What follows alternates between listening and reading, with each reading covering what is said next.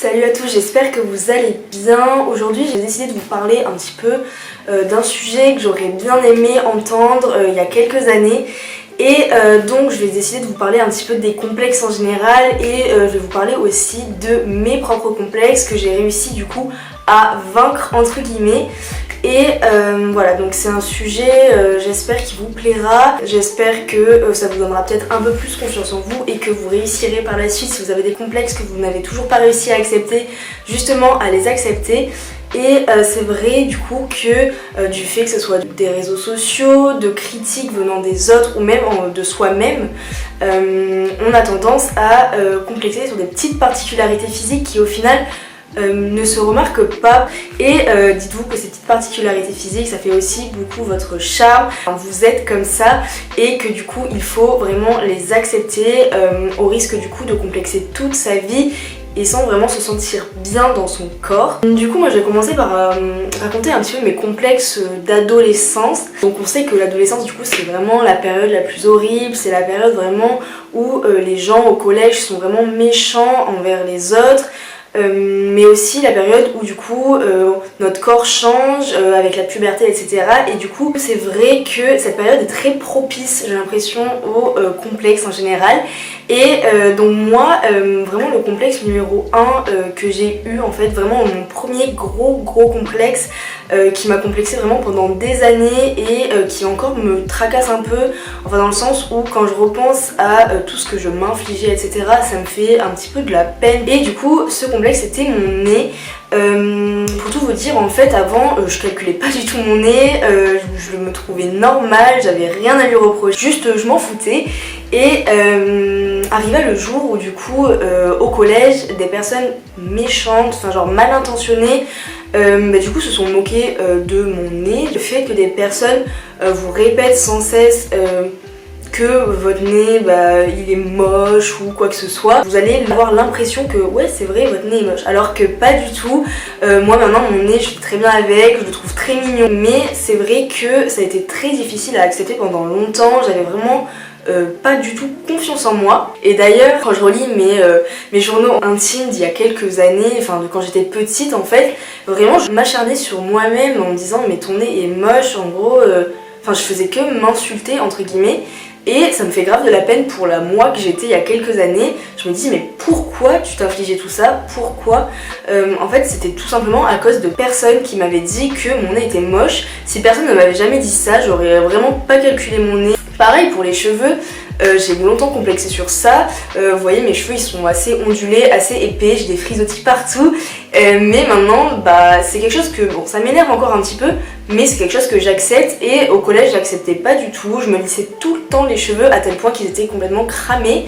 Et c'est vraiment à partir du lycée où je me suis dit je m'en fous, stop, j'arrête tout ça, mes cheveux ils sont tels quels. Je me les lissais de temps en temps quand vraiment j'avais envie pour des soirées ou enfin voilà peu importe, quand vraiment j'en avais envie, mais je me disais mes cheveux ils sont ondulés, ils sont comme ils sont.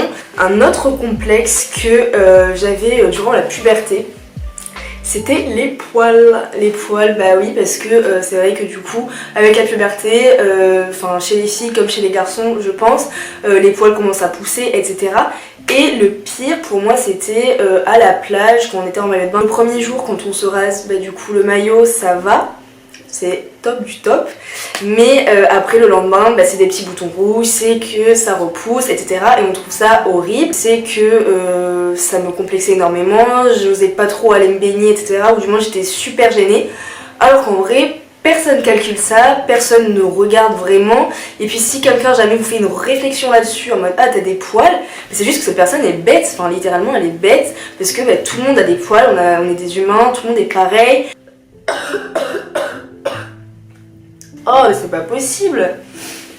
Bref, j'espère ne pas mourir avant la fin de cette vidéo, je sens que je vais m'étouffer. Mais je vous promets, si vraiment vous êtes dans cette période-là, vous vous sentez complexé, mal dans votre corps, parce que vous êtes en période genre d'adolescence, de puberté et tout, je vous promets vraiment que dans quelques années ça ira mieux, c'est sûr. Et en tout cas à toutes les personnes vraiment qui complexent, que ce soit sur leurs boutons, que ce soit sur leur poids, que ce soit sur leur taille, je ne sais pas, sur leurs cheveux, sur peu importe, vraiment essayez de prendre confiance en vous et de vous dire que vous êtes comme ça et que les personnes qui vous aiment vraiment vous acceptent avec aussi vos petites particularités et que tout le monde ne peut pas être pareil. Personnellement, je sais que j'ai un peu de cellulite alors même que je fais du sport et que je mange sain. Elle fait partie de moi, c'est comme ça.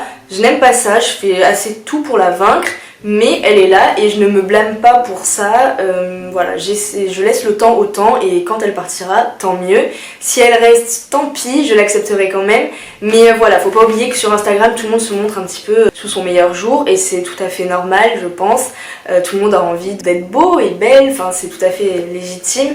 Donc voilà, n'oubliez pas d'éviter de vous comparer trop aux autres, chaque personne a un corps différent. Après, je voulais parler d'autres choses aussi, sur le fait de comment du coup j'ai pu réussir à accepter un petit peu tous mes complexes, etc. et à me sortir de ce cercle vicieux où je m'acharnais un petit peu sur mon sort et je me disais que j'étais pas assez bien, etc., etc. alors que c'est faux. Et bien tout simplement, en vrai, je pense que j'ai pris beaucoup confiance en moi à partir du moment où j'ai été en couple pour la première fois.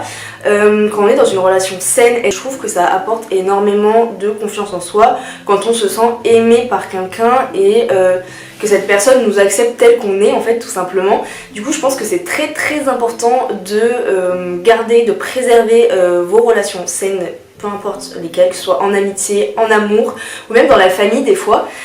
Et du coup, même si maintenant j'accepte un petit peu mes défauts, que ce soit au niveau de mon nez notamment ou de la cellulite, et ben ils sont encore là, ils n'ont pas changé depuis que je suis petite. Et juste pour vous dire que en fait tout se joue là-dedans. Genre tout est dans la tête.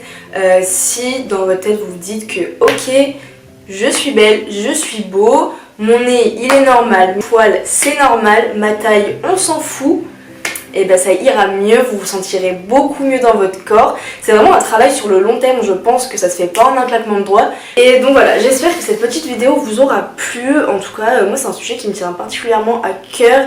Dites-moi en commentaire si vous avez aimé cette vidéo tout simplement. Et lâchez un pouce bleu. Voilà, je vous dis à bientôt pour une prochaine vidéo. Bye!